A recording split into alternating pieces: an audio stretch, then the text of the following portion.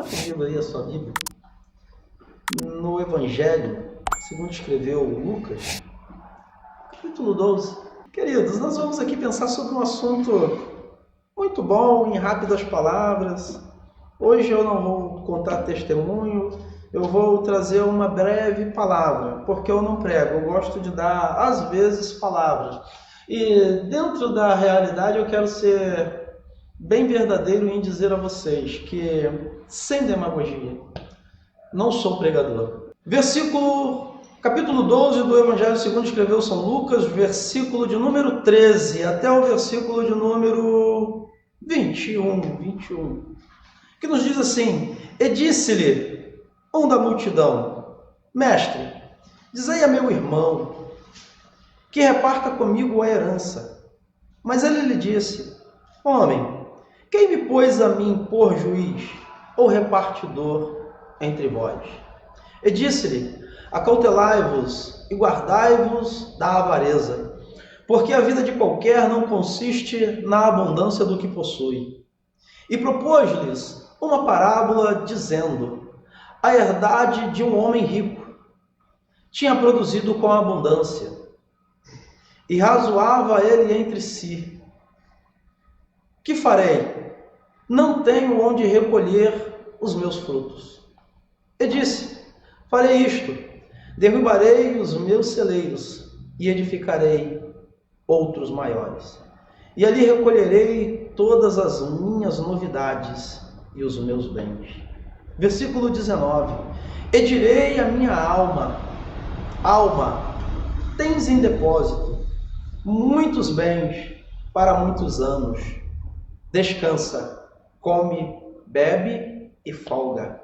Mas Deus lhe disse: Louco, esta noite te pedirão a tua alma. E o que tens preparado, para quem será? 21. Assim é aquele que para si ajunta tesouro e não é rico para com Deus. Estamos diante da suprema palavra de Jesus. Olhamos aqui o retrato de uma família que tinha bens, mas por hora e outra, o patriarca dessa família parte para a eternidade.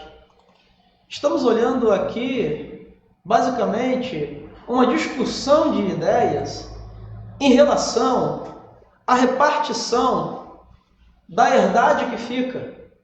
Um homem se aproxima de Jesus e diz: Mestre, dizei a meu irmão que reparta comigo a herdade. Jesus diz: Quem me pôs a mim, homem, por juiz ou repartidor entre vós? Entenda bem que Jesus não toma partido nesse assunto. Não toma partido. Jesus não toma partido, não participa disso.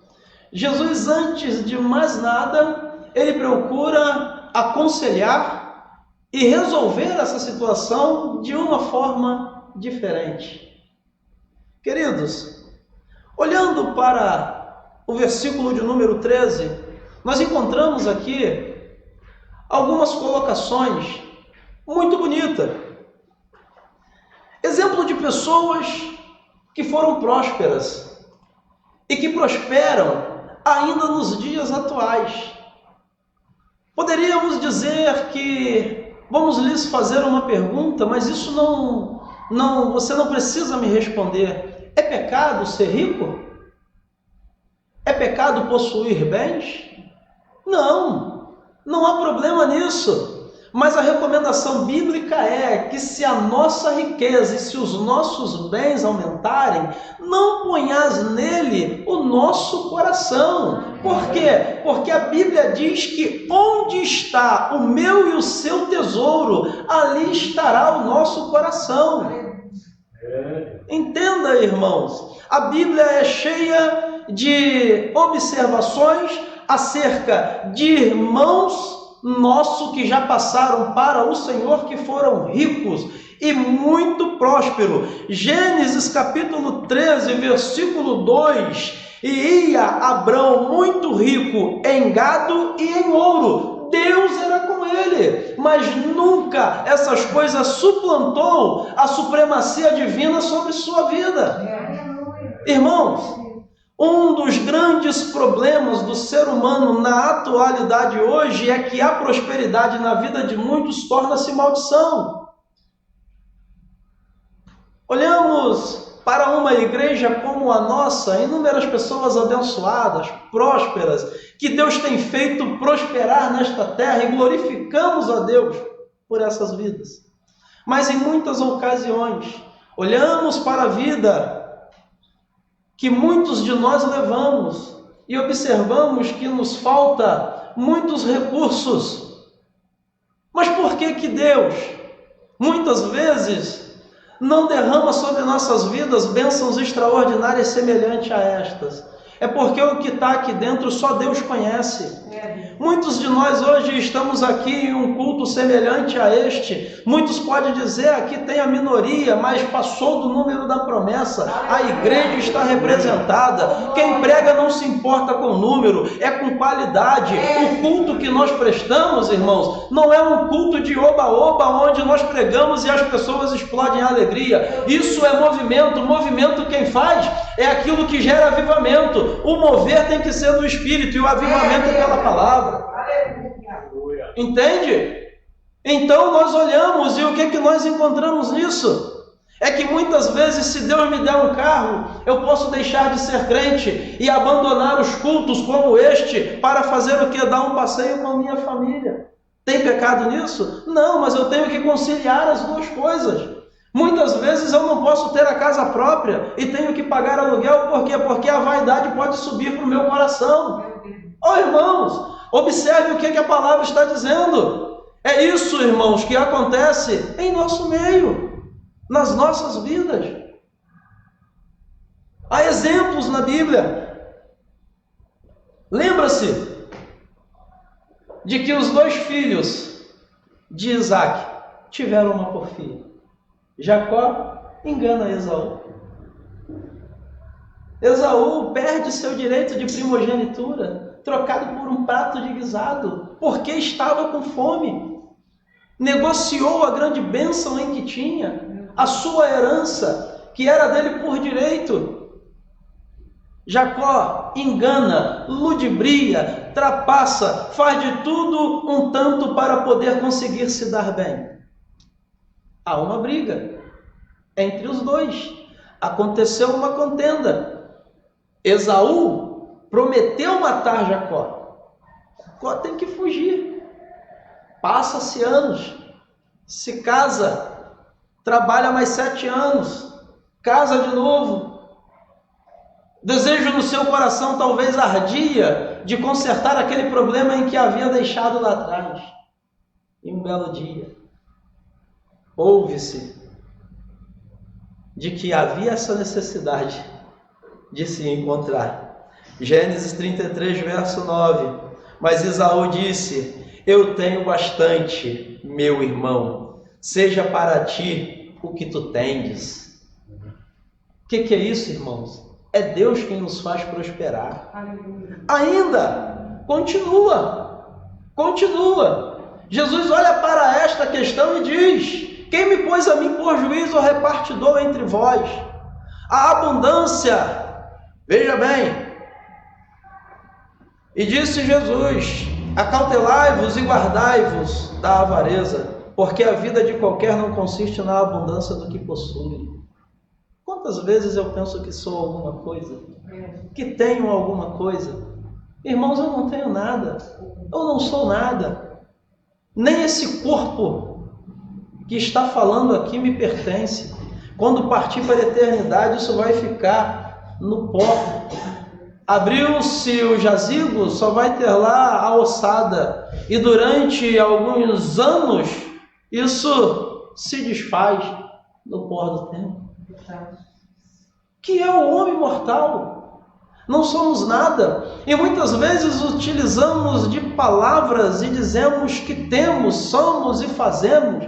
Nós não somos nada, não temos nada e não fazemos nada. Tudo é vem e provém de Deus, porque se não fosse Deus em nossas vidas, não teríamos nada. Acautelai-vos, estejam atentos. Vamos nos abster da avareza. O justo servo de Deus não deve ser avarento. Não. Para que serve o carro que nós temos? A casa e o dinheiro são ferramentas que Deus nos deu para trabalhar em prol do reino. Olha, irmãos, nós pertencemos a uma grande família que o Pai é Deus.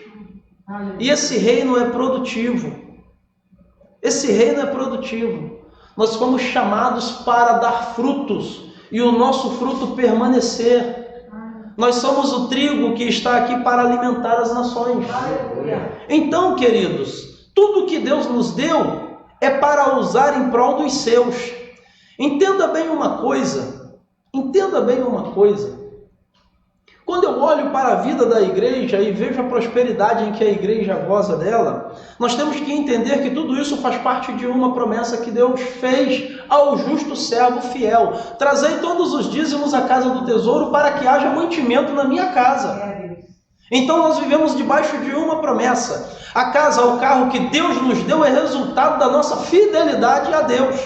Entenda bem uma coisa, eu observo a vida da Igreja de Jesus Cristo prosperando e sendo abençoada em meio a essa grande pandemia. Deus não tem deixado adoecer, Deus não tem deixado faltar o pão, Deus não tem deixado faltar o mantimento diário, Deus não tem deixado o nome ir para o SPC ou Serasa. Por quê? Porque vivemos debaixo de uma promessa.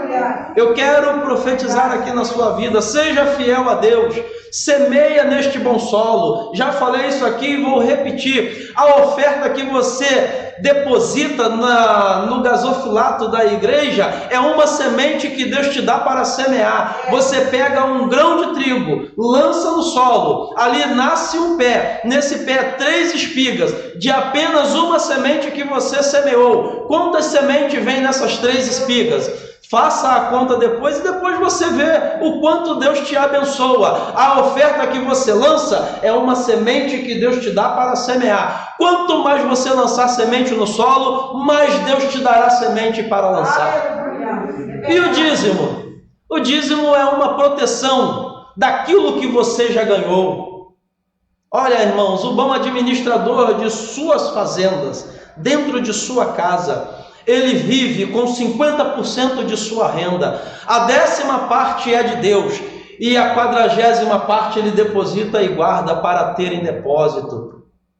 Sabe o que é isso? É ser um bom administrador. É saber guardar o recurso que Deus nos dá. O infiel, ele está sempre em dívida e em descrédito. Sabe? O devorador, ele não é um demônio não, irmão Almeida. Não. Isso não está aqui no meu script, não. Ele não é um demônio. O devorador, ele não é um demônio por quê? Porque se fosse um demônio, ele saía com jejum e oração. É como se fosse um policial justiceiro que vem cobrar uma dívida. Entenda bem. É como se fosse um policial justiceiro que vem cobrar uma dívida.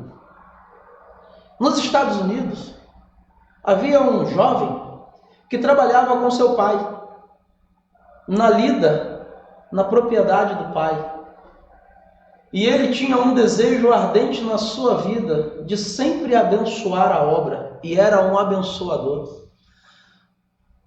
A Bíblia recomenda a darmos a 10ª parte, não é dar, entregar a 10ª parte, que é de Deus.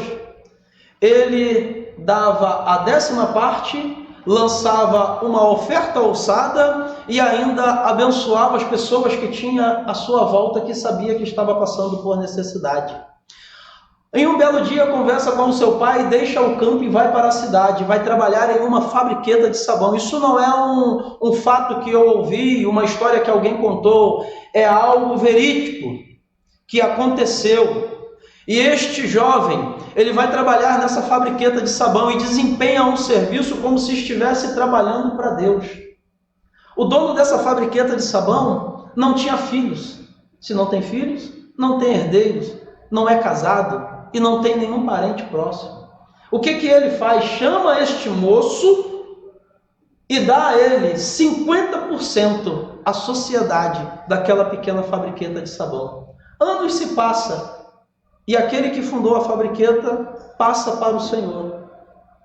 E o jovem que ali estava prestando um trabalho, como se estivesse trabalhando para Deus, que foi abençoado, agora passa a ser dono de 100% daquela empresa. Ele convida o contador que venha e diz para que bote um slogan na frente da fábrica com o nome William Colgate.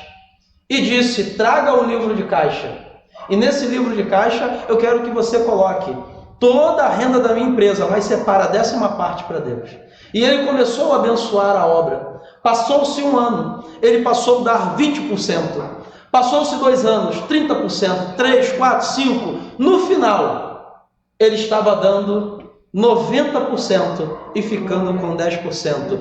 E o quanto este homem foi abençoado. Hoje, aqui no Brasil, nós compramos sabão, pasta de dentes, fio dental e inúmeras coisas que nós usamos para as nossas higienes diárias, através da vida deste homem que tanto abençoou a obra de Deus e foi abençoado. Então, este grande devorador nunca passou perto da vida deste homem, porque ele foi fiel. Quer ser próspero nesta terra? Seja fiel. Jesus, ele continua no seu diálogo, e ele diz que a abundância que nós possuímos não consiste na vida de quem quer que seja. E é bem verdade.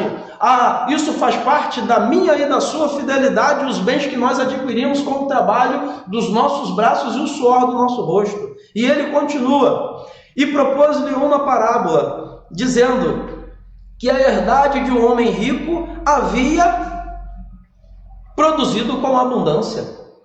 Havia produzido com abundância. Quer dizer então que este homem foi um bom administrador. Ele trabalhou, lavrou a terra, semeou, esperou a dádiva do solo e a colheita dos seus frutos. E com sucesso. Agora este homem razoava ele entre si, dizendo: que farei? Não tenho onde recolher os meus frutos e os meus bens. E disse: farei isto, derribarei os meus celeiros e edificarei outros maiores, e recolherei todas as minhas dádivas e os meus bens. E direis à minha alma: alma, tens em depósito muitos bens para muitos anos. Descansa, come, bebe e folga. Mas naquela mesma noite Jesus disse: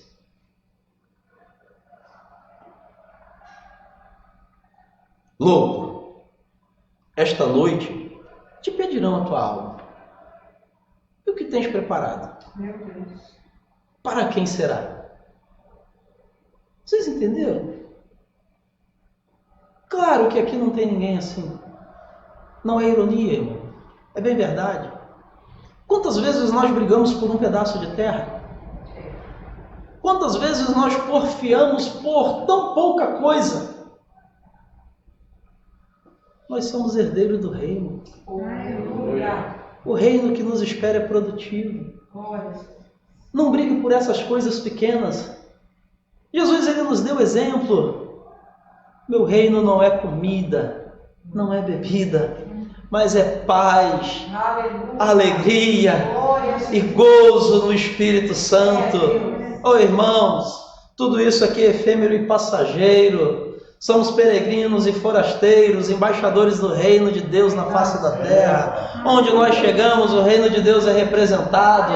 Oh, querido, vale a pena você viver aqui como pobre, mas vai herdar ali como rico, possuidor de todas as coisas. Olha, isso aqui é algo só apenas para que nós possamos entender, é o prelúdio do que nos espera lá no reino celestial, nas mansões celestiais, a morada que o Filho de Deus foi preparar-nos para nós. Lá as ruas são de ouro, os muros são de jaspe, tem uma praça na cidade Aonde passa o rio da vida, às suas margens está o rio da vida, este rio cristalino como cristal. Irmãos, as ruas lá são de ouro, o ouro que o homem hoje mata, se corrompe para possuir.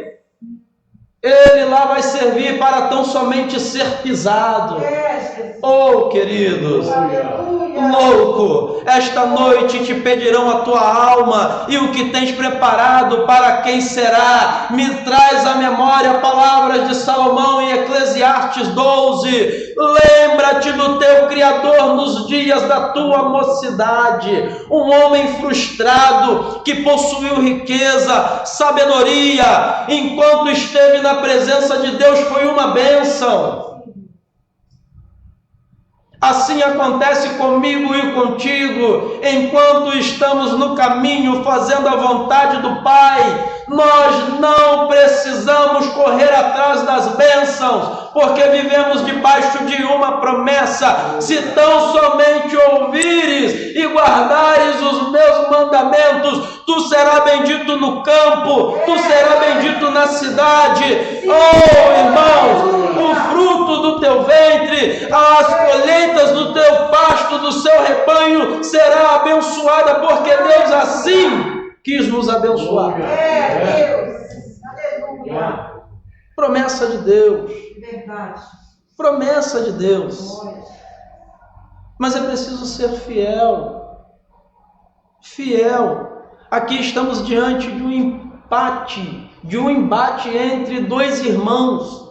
E Jesus propõe uma parábola, dizendo para ele que a abundância daquele que possui alguma coisa não consiste e não pode ter valia na minha e na sua vida.